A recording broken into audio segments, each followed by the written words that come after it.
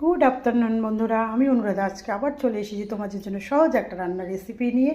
তো চলো আমি কি করব আজকে তোমাদের দেখাচ্ছি। আজকে আমি করব খুব কম সময়ে সহজ পদ্ধতিতে বাসন্তী পোলাও কি করে তৈরি করা যায়। তো আমি এখানে প্রথমে 500 গ্রাম চালকে তোমার জল দিয়ে একটু ভালো করে ধুয়ে ওটাকে পেপারে ছড়িয়ে দিয়েছিলাম। তোমরা চাইলে ছাঁকনির ওপরেও দিতে পারো। ছড়িয়ে আমি ওটাকে জল একটু ঝরঝরে করে নিয়েছি। এবার আমি একে একে এর মধ্যে সব কিছু মাখিয়ে নেব। আমি এখানে দিয়ে দিচ্ছি স্বাদ মতো নুন, স্বাদ মতো হলুদ, একটু জিরের গুঁড়ো। এগুলো কিন্তু আমি আমার মাপ মতো দিয়েছি 500 গ্রাম চালের জন্য। তোমরা চাইলে তোমরা যেরকম নেবে সেরকম দিতে পারো। আর আমি দিয়ে দেবো একটু আদা বাটা, আর দিয়ে দেবো একটা তেজপাতা আমি 2 টুকরো করে রেখেছিলাম।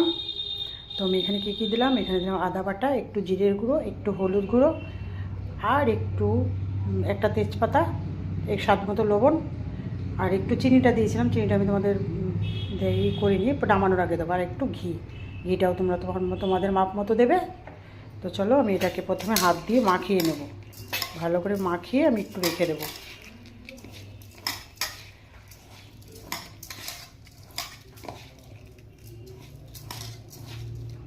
এটাকে কিছুক্ষণ আমি মাখিয়ে রেখে দেবো। ভালো করে মাখিয়ে নিতে হবে। আমি এটাকে রেখে দিচ্ছি। তো বন্ধুরা, আমি চলে এসেছি। আবার কিছুক্ষণ চালটাকে মাখিয়ে রেখেছিলাম, এই 7 থেকে 8 মিনিট মতো। এইবার আমি এদিকে আমি একটা ননস্টিকের কড়াই নিয়ে নিয়েছি, আর গ্যাসটাকেও জ্বেলে দিয়েছি। ননস্টিকের, আর তোমরা আরেকটা কথা বলছি, তোমরা চাইলে এমনি কড়াইতেও নিতে পারো। সেক্ষেত্রে দেখবে তলাটা যেন না লেগে যায়, মাঝে মাঝে খুলে খুলে একটু নেড়ে চেড়ে দেখবে। তো চলো আমি এবার দিয়ে দিচ্ছি কড়াইতে একটু ঘি, 2 চামচ মতো ঘি দিয়ে দিচ্ছি। তোমরা চাইলে একটু কমও দিতে পারো, সাদা তেল মিশিয়েও দিলেও দিতে পারো।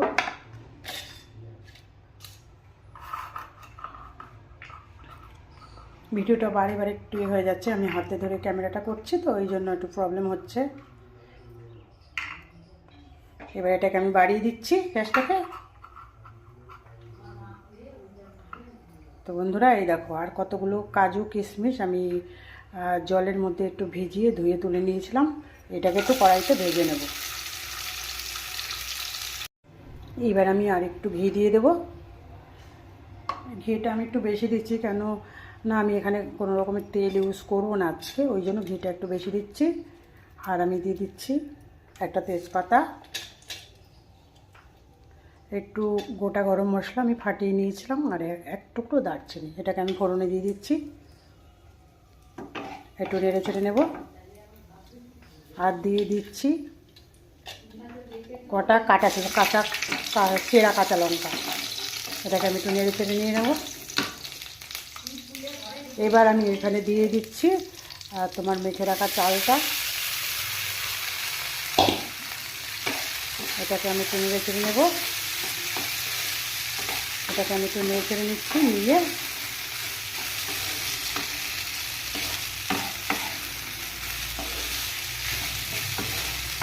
দু 3 মিনিট আমি একটু নেড়ে চেড়ে নেবো এটাকে।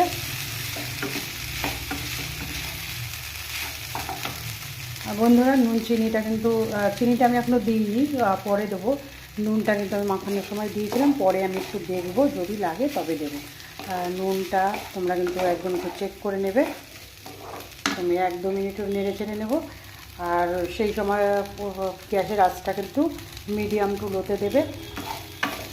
বেশি দিলে কিন্তু চালটা পুড়ে যেতে পারে। তবে আমি একটু নেড়ে চেড়ে নিচ্ছি। আর একটা কথা বলে রাখছি, জলটা কিন্তু বাসন্তী পোলাও করার সাথে জলটা কিন্তু আন্দাজ করে দিতে হবে। আমি যেরকম এখানে 500 গ্রাম চালের জন্য ওই 1 লিটারে একটু কম জল নিয়েছি। তো আমি এখানে একটা কাপ মেপে নিয়েছি, আমি দিয়ে দেবো এই কাপের 4 কাপ জল।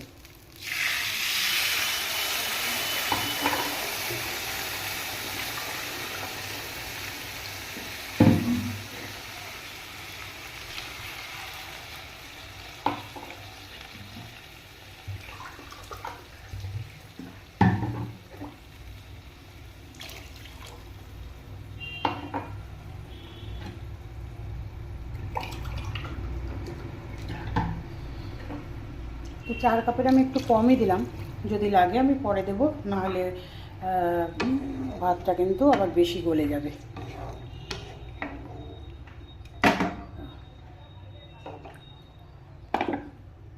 এইবার আমি গ্যাসটাকে একটু মাঝারি আঁচে দিয়ে কড়াইটাকে আমি ঢেকে দেব। তো আমি একটু ঢেকে দিচ্ছি।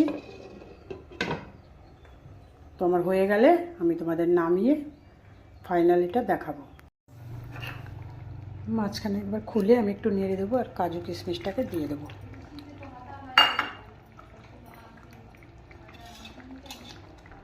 আর আমি এখানে দিয়ে দেবো 1 চামচ চিনি। যেহেতু চিনিটা একটু বেশিই দিতে হবে, তোমরা একটু দেখে নেবে চেক করে, কেননা বাসন্তী পোলাও যেহেতু এটা একটু মিষ্টি মিষ্টি হয়, ওই জন্য চিনিটা তোমরা একটু চেখে দেখে নিয়ে দেবে, চেক করে নেবে তারপরে দেবে। তো আমি গ্যাসটাকে এবার একদম কমিয়ে দিচ্ছি, দিয়ে আবার একটু ঢেকে দেবো।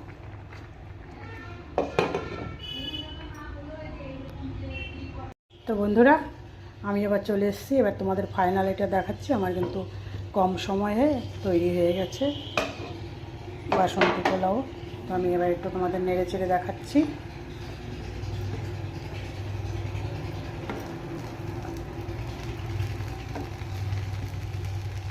এবার আমি গ্যাসটাকে অফ করে দিচ্ছি।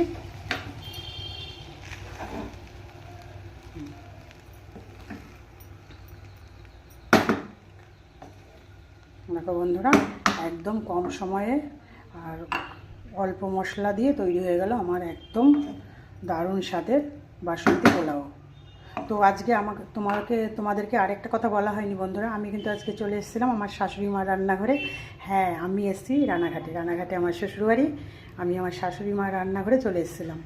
আর এইটার সাথে খাওয়ার জন্য আমার শাশুড়ি মেয়ে কিন্তু একটা শাশুড়ি মার রেসিপি তৈরি করেছে, চাল কপি। সেটাও কিন্তু দুর্দান্ত স্বাদ হয়। সেই রেসিপিটাও আমি তোমাদের পরে দিয়ে দেবো কোনো সময়। ওটাও কিন্তু দুর্দান্ত স্বাদ হয়।